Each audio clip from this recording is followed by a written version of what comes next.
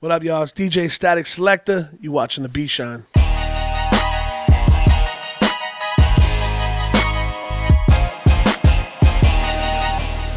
I started taking beats serious probably in 2005. Like, I've always been making beats since I started, but they were always whack. And then in like 2005, I ended up doing a song for AZ. It's like right around the time I got Pro Tools that I started taking it serious, like making beats in Pro Tools. And I did a song for AZ and Foxy Brown. I did a couple records in 2005 that I was like, you know what, I'm going to start taking this more serious. And then 2007, when the mixtape thing happened with DJ Drama, it shut down the mixtape game, and all my income was coming from mixtapes. Like, I was selling thousands of mixtapes. I remember me and Big Mike did The Sun Still Rises in the East, and we world premiered the Jay-Z and Nas Black Republicans record. We sold 10,000 CDs in like 2 hours. Like, the mixtape game was crazy, and it came crashing down when Drama got arrested. Everybody thought it was over, which it was, but you can get away with it now. It's just the internet just kind of ruined everything. But it's a double-edged sword. So anyway, the mixtape game ended, and I was like, well, I got to start just making original mixtapes with my music. And I was like, you know what, I'm just going to do an album. Like, it was a foreign concept. And then I started telling people I was working on an album, and some of the phone calls I got were crazy, man. Like, people I didn't even know were reaching out to me to get down with that. I remember Freeway called me. I'm like, who's this? He's like, Free. I'm like, Free who? He's like, Freeway. I was like, I didn't even know him. He's like, yo, I heard you're doing an album. I want to get down with it. But people would be like, who's doing the beats? Like, no one knew I was doing the beats. So at that point, I was like, you know what? I got to really just step it up and start doing production because, you know, mixtapes was dead. Radio wasn't the same. I used to be syndicated on like 10 stations a week.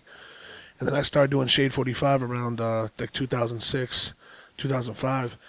And I had to start just focusing on that and like really, it was dope because I got a chance to have my own lane. And a lot of DJs tell me all the time they wish they had that, but they're just stuck doing commercial radio and playing what, you know, people tell them to play. I never had to do that, so, you know, it's a good feeling. I named it What Goes Around for many, many reasons. Obviously, what comes to mind is what goes around comes around, a famous saying, especially with in this hip-hop game, man. It's funny watching people's egos blow up, and then, you know, at some point they come back down and they have to be humbled, and I've seen that a lot in my career.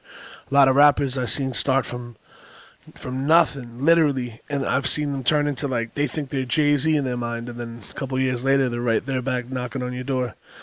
But it's also based on, you know, the concept of a turntable, and my whole life's revolved around the turntable since I was 13, so that's like a major part of it, as well as if you look at the cover, it's a roulette wheel inside a turntable.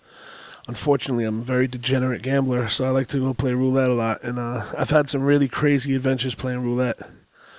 And we're also doing this thing called the Show Off Casino to like go next to the What Goes Around album campaign, where like indie artists can sign up by hitting the showoffcasino@gmail.com, and it gives them a chance to like bet on themselves pretty much. Like, they get, you know, there's so many rappers, man, you can't listen to everything. It's impossible. I get literally hundreds of songs a day. I can't just sit here and do that. That's not my responsibility is to take music that gets given to me through the correct channels and take what I like out of it and play it on my radio show for, you know, millions of people to hear.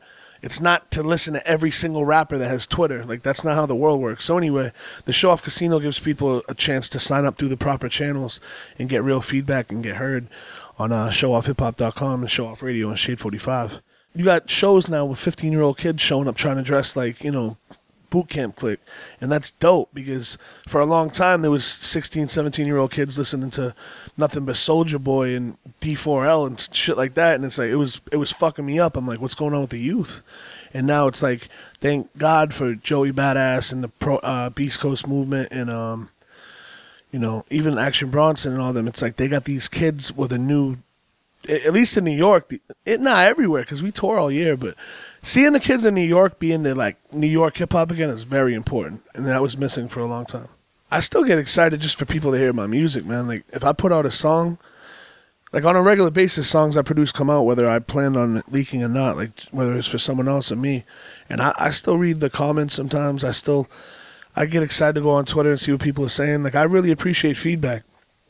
Good or bad. Like, the only thing is, if you're going to say something bad, like, tell me why you don't like it. Like, that's the problem with the internet and why it makes people go crazy, especially artists that check the comments. You'll click on the comments and it's like, they'll be like, this shit's whack, or he can't rap, or this beat, like, it's like, why? I want to know why. And it's all fake critics. Like, be a real critic and tell me why you don't like it. And, you know, that goes back into what goes around theme, man. Dudes working at McDonald's tell me how to make rap music. It's like, come on, man. The thing that surprised me the most about making this album is getting a call from Snoop, man. Like, I was, like, done with the album. And his manager's been a friend of mine for years. And I met Snoop a couple times. But when you get that call, what up, nephew? It's like, oh, man. It's like just a legendary moment. And just getting him on it was real dope. Because I literally, like, I know people throw that word around I grew up listening to. Like, I grew up listening to Snoop and Dre. And, you know, I remember when the West Coast stole hip-hop. Not stole it, but they took the crown for a long time. That's what I mean. And all of a sudden, Biggie and them fought it and got it back. And Nas and Jay. And it's like, that was like that was the real East Coast, West Coast, man. There was no beef. It was about making great music. And Snoop made everybody step their whole game up, man. Doggy Style is like, it doesn't get mentioned as like one of the best albums enough because it's definitely top 5 of all time for me. Last time Black Dot came through, he stood in that closet for like, he was here for less than 4 minutes, knocked out a 32-bar verse and left. And I was blown away by it. This time I got a different kind of story. I had like a couple of days, literally maybe 2 days to finish the album. And I was like flying in and out every day, like to different cities on tour. So I landed from Canada at LaGuardia Airport. And Black's like, yo, I can do it today, but you got to come to me. So originally he was going to be in the city doing rehearsal for like Jimmy Fallon or something. And he hit me. He's like, yo, I'm at my crib. I'm like, where's that? He's like, Jersey. So he sends me the address. And the cab that I was in coming from the airport to my house was like, I guess he was eavesdropping while I was on the phone, and he's like, you need to go to Jersey? I'm like, yeah. He's like, I'll bring you there for $200 or something. Like, I told him the address. So I take the cab to Jersey, $200, and I get there, and he's like, nah, man, I can't do this for $200. This was way further than I thought. $300. So me and this dude are getting into it in front of Black Dot's crib. Is like kids are playing out front. I'm like, whatever, man. So I give the dude $300, get out of the cab, go inside, and you know, chill for a minute. And Black's just like, I've never been to his crib before. He's like, yo, let's go, you know, sit down. We're like on his living room table. He's like, set up the mic. I put up the mic, and we record it on like this USB mic. I wish I had it right here. I might actually. This piece of shit right here. I put this on his living room table, plugged into my laptop, and this guy spits 54 bars. And I'm sitting there thinking he's putting a 16 or maybe a 32.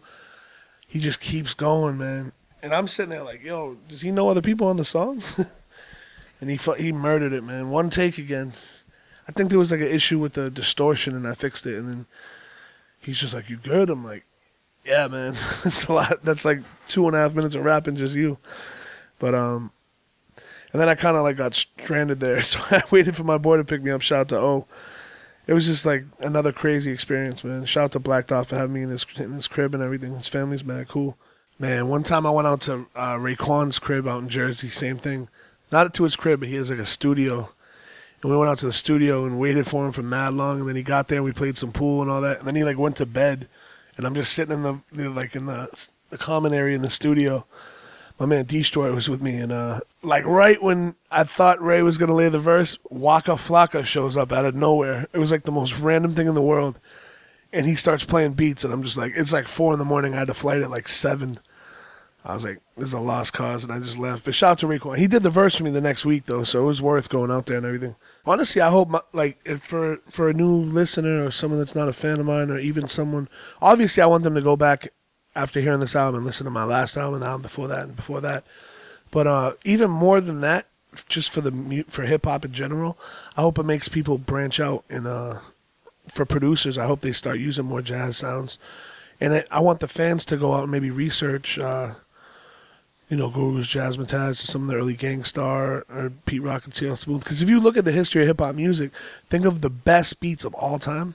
They're all jazz samples, man. Pete Rock and CL Smooth, they reminisce over you. Gangstar, Mass Appeal. Those are like 2 of my favorite beats, and I know a lot of people agree with me. But like, if you look at the history of hip-hop, jazz is always involved in the best beats. You know, Tribe Called Quest, De La, all that. So I just don't get how someone could be like, jazz ain't relevant in hip hop. That's crazy. We're doing wax, man. It's important. We're doing vinyl for the album, and I think that's like a big part of collecting hip hop. So maybe this will inspire a young kid to start a vinyl collection. That'd be real dope, man.